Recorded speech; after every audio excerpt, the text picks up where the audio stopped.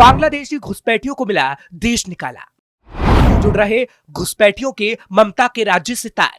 दिल्ली में कांग्रेस और केजरीवाल के बसाए अवैध बांग्लादेशियों को अब देश निकाला का फरमान दिया जा रहा है। उन्हें बांग्लादेश भेजा जा रहा है और तो और अवैध तरीके से रह रहे घुसपैठियों के ममता बनर्जी के राज्य से तार जुड़ रहे हैं। नमस्कार, कैपिटल टीवी देख रहे हैं आप। मैं हूं आपके साथ हर्ष भारद्वाज।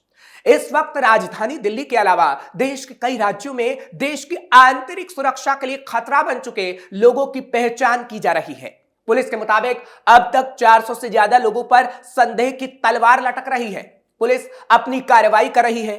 जैसे ही इनकी असलियत सामने आएगी वैसे ही इनको इनकी सही जगह पर पहुंचाने की कवायद को शुरू कर दिया जाएगा और इन्हें बांग्लादेश वापस भेज दिया जाएगा और कुछ को ऐसा कर भी दिया गया है।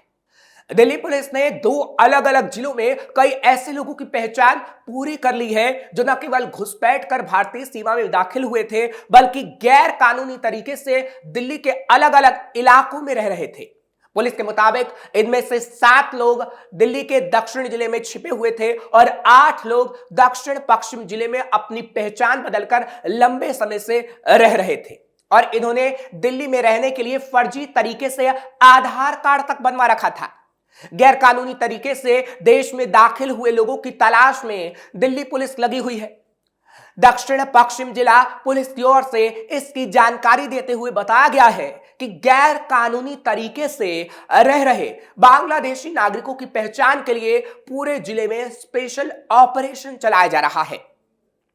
दिल्ली पुलिस इसके लिए ऑपरेशन चला रही है और डोर टू डोर जाकर लोगों का वेरिफिकेशन कर रही है। अब तक 400 ऐसे लोगों के नाम सामने आ गए हैं जिनकी पहचान संदेह के घेरे में है और इनके दस्तावेज बिल्कुल फर्जी हैं।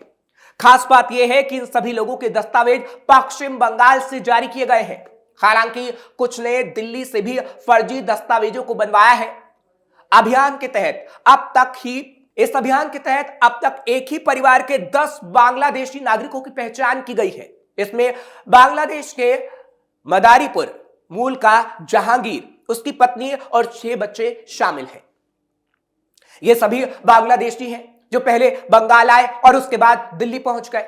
अब सवाल है कि ममता बनर्जी ने बांग्लादेशियों को क्या सिर्फ अपने वोट के लिए बसाया और दिल्ली में भी केजरीवाल ने उनके लिए सारे दरवाजे खोल दिए। अब सवाल है कि ममता बनर्जी ने बांग्लादेशियों को क्या सिर्फ अपने वोट के लिए बसाया और दिल्ली में भी केजरीवाल ने उनके लिए सारे दरवाजे खोल दिए कि वो आए और केजरीवाल को वोट करें, क्योंकि सबसे ज्यादा बंगाल और दिल्ली में अवैध बांग्लादेशी रह रहे हैं।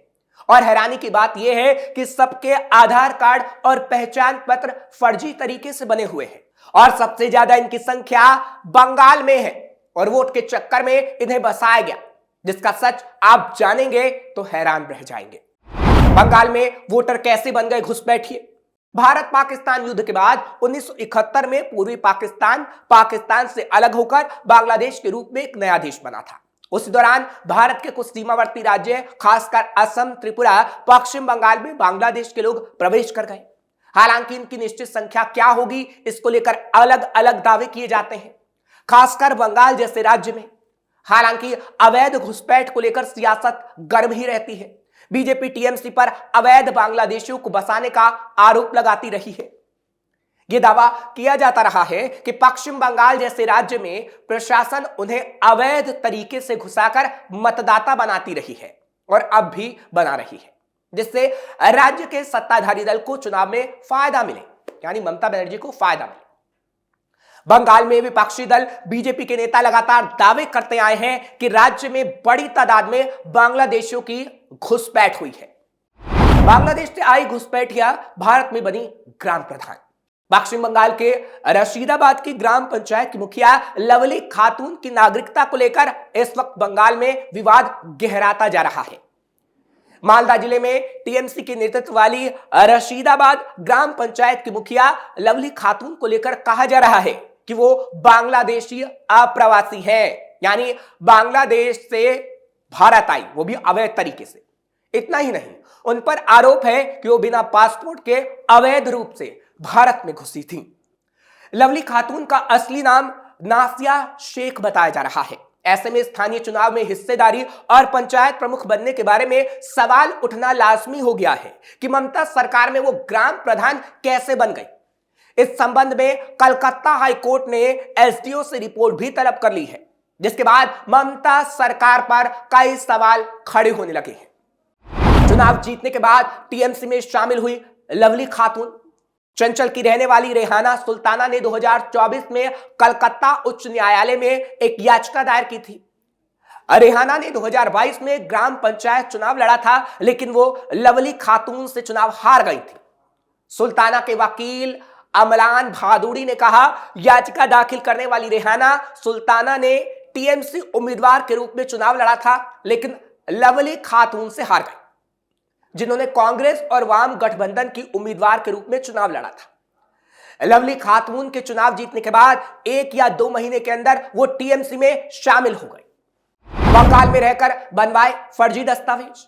दावा किया जा रहा है कि लवली खातून का असली नाम नासिया शेख है और वो बांग्लादेशी अप्रवासी है जो बिना पासपोर्ट के अवैध रूप से भारत में घुसी थी। 2015 में बंगाल में लवली खातून ने आधार कार्ड बनवाया था और 2018 में जन्म प्रमाण पत्र, लेकिन सभी फर्जी दस्तावेजों की बुनियाद पर ये डॉक्यूमेंट बने थे।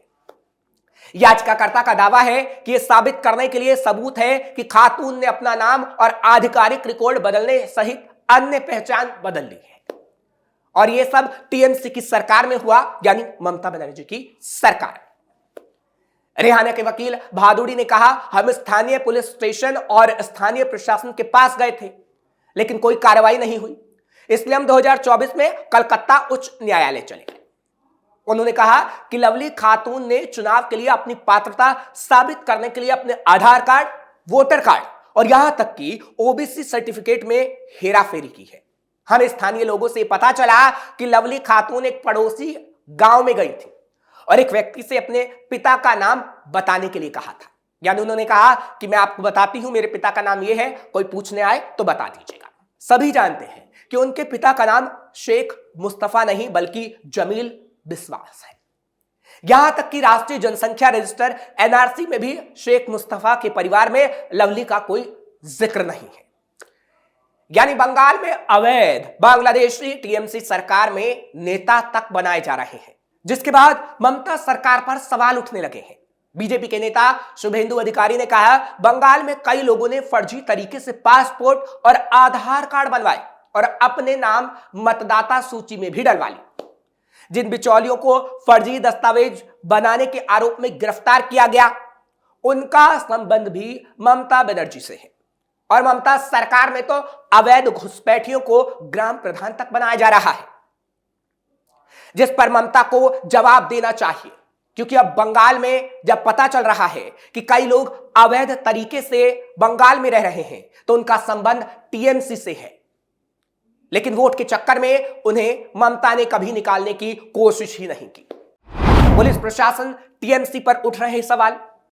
हालांकि लवली खातून टीएमसी की ग्राम प्रधान और हाल ही में कुछ लोगों की गिरफ्तारी के बाद ममता सरकार पर कई गंभीर सवाल खड़े हुए हैं, क्योंकि हाल ही में मुर्शिदाबाद से गिरफ्तार किए गए शाद रादी नामक संदिग्ध व्यक्ति पकड़ा गया।